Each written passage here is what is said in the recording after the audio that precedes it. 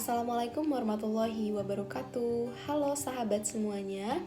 Puji syukur kehadirat Allah Subhanahu wa taala, berkat rahmat dan hidayahnya kita bisa menjalankan kegiatan dengan semestinya walaupun di era pandemi yang begitu mengharuskan kita untuk melakukan sesuatu dari rumah dan harus tetap menjaga jarak serta memakai masker. Baiklah, saya selaku moderator dari kelompok 6 dan rekan-rekan yang lainnya akan memaparkan materi pembelajaran yaitu mata kuliah Pendidikan Pancasila dan Kewarganegaraan, yaitu materinya tentang geostrategi. Baiklah, buat teman-teman semua, semoga materi yang kami paparkan dapat dimengerti dengan mudah oleh rekan-rekan semua. Baiklah, udah gak sabar ya untuk menantikan pemaparan materi dari kelompok 6. Oke, langsung aja kita ke video selanjutnya. Stay tune ya. Saya akan menjelaskan materi tentang geostrategi. Yang pertama, pengertian geostrategi. Geostrategi diartikan sebagai metode atau aturan untuk mewujudkan cita-cita dan tujuan melalui proses pembangunan yang memberikan arahan tentang bagaimana membuat strategi pembangunan dan keputusan yang terukur dan terimajinasi guna mewujudkan masa depan yang lebih baik, lebih aman, dan bermartabat. Selain itu, geostrategi adalah suatu strategi dalam memanfaatkan kondisi geografi negara dalam menentukan kebijakan, tujuan, sarana untuk mencapai tujuan nasional.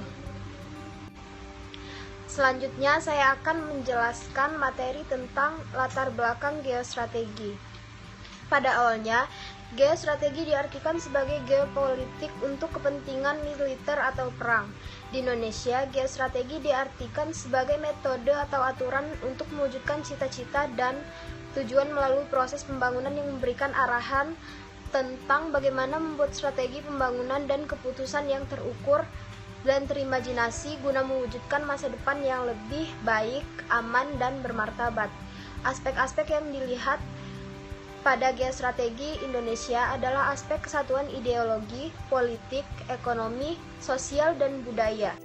Halo teman-teman, melanjutkan materi kita yang sebelumnya masih berkaitan dengan geostrategi.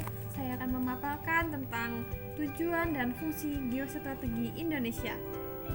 Berbagai konsep serta dasar pengembangan geostrategi Indonesia pada dasarnya bertujuan dan berfungsi untuk 1. Menyusun dan mengembangkan potensi kekuatan nasional baik yang berbasis pada aspek ideologi, politik, sosial budaya, bahkan aspek-aspek alamiah. Hal ini untuk upaya kelestarian dan eksistensi hidup negara dan bangsa dalam mewujudkan cita-cita proklamasi dan tujuan nasional.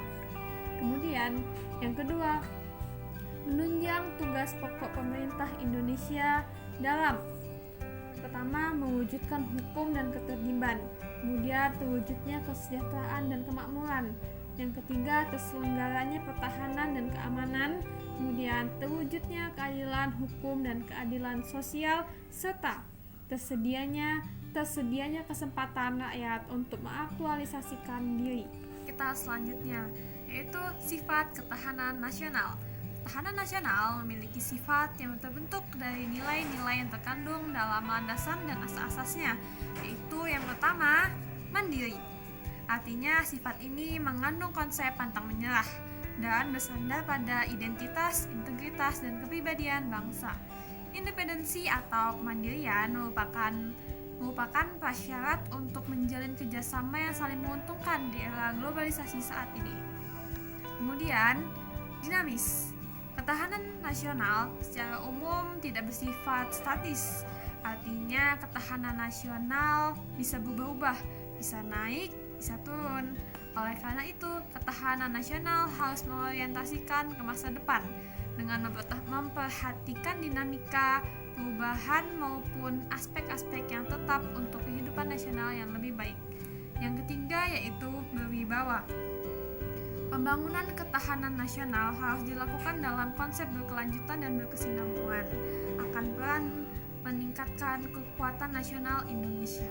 Dengan itu, makin tinggi tingkat ketahanan suatu bangsa akan semakin meningkatkan kewibawaan nasional di mata negara-negara internasional.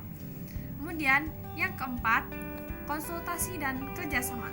Ketahanan nasional bangsa Indonesia tidak didasarkan pada sifat konfrontatif, artinya tidak mengandalkan kekuasaan dan kekuatan militer semata, melainkan lebih menitikberatkan pada model-model kerjasama, saling menguntungkan, dan sikap saling menghargai dengan mengandalkan kekuatan yang berpijak pada kepribadian bangsa. Kemudian yang kelima yaitu integratif, artinya seluruh elemen dan aspek kehidupan bangsa dalam berhubungan dengan lingkungan sosialnya, lingkungan alam, dan suasana harus mengadakan penyelarasan dan penyesuaian. Halo teman-teman, hai, bahas materi selanjutnya yuk, mengenai konsep dasar geostrategi. Nah, konsep geostrategi Indonesia didasarkan pada kondisi metode atau cara untuk mengembangkan potensi kekuatan nasional yang ditujukan untuk pengamanan dan menjaga keutuhan kedaulatan NKRI serta pembangunan nasional dari kemungkinan adanya gangguan yang datang dari dalam maupun dari luar. Komponen Astagrata adalah komponen strategi yang terdiri dari 8 gatra. Yang pertama ada komponen Trigatra, yaitu aspek almiah yang terdiri dari geografi. Nah, geografi sendiri itu adalah sebagai negara arkeolog dengan wilayah laut dan pedalaman yang luas. Wilayah Indonesia berada pada posisi silang dunia, yakni posisi silang antara benua Asia dan Australia, dan posisi silang antara Samudra Pasifik dan Samudra Hindia. Nah, hal ini menyebabkan Indonesia sangat terbuka oleh pengaruh-pengaruh di luar dirinya, baik pengaruh ideologi, politik, sosial budaya, ekonomi, maupun pertahanan dan keamanan. Di kelas selanjutnya ada materi tentang hubungan komponen strategi Astagrata. Poin pertama mengenai hubungan antara Trigatra dan Pancagatra. Trigatra dan Pancagatra mempunyai hubungan timbal balik yang erat dalam bentuk korelasi dan interdependensi. Hubungan antara Trigatra dan Pancagatra merupakan suatu kesatuan yang bulat yang dinamakan Astagrata. Poin yang kedua adalah hubungan antar gatra dan Trigatra, yaitu diantaranya yang pertama antara gatra geografi dan gatra kekayaan alam, yang kedua antara gatra geografi dan gatra kependudukan, yang ketiga antara gatra kependudukan dan gatra kekayaan alam. Poin yang ketiga adalah hubungan antar gatra dan pancagatra, yaitu meliputi hubungan antara gatra politik dan ekonomi, hubungan gatra ideologi dan politik, ekonomi dan politik, sosial budaya dan politik, serta yang terakhir adalah pertahanan, keamanan, dan politik. Tentang implementasi ketahanan nasional.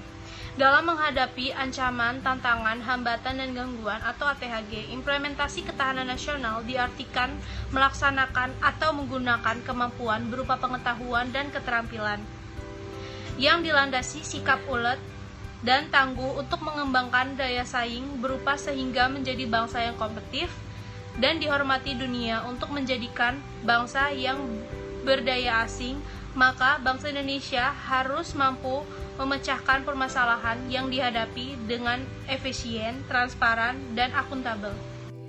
Gimana teman-teman dengan pemaparan materi yang telah disampaikan oleh kelompok 6? Seru bukan? Semoga materi yang telah dipaparkan oleh kelompok 6 bermanfaat dan bisa kamu terapkan di dalam kehidupan sehari-hari dan bisa kamu terapkan di masyarakat. Saya Sinta Kurniasari, selaku moderator, dan teman-teman semuanya mengucapkan terima kasih kepada teman-teman yang sudah menonton video ini. Jangan lupa untuk selalu menjaga jarak, memakai masker, dan selalu menjaga kesehatan. Dadah, wassalamualaikum warahmatullahi wabarakatuh.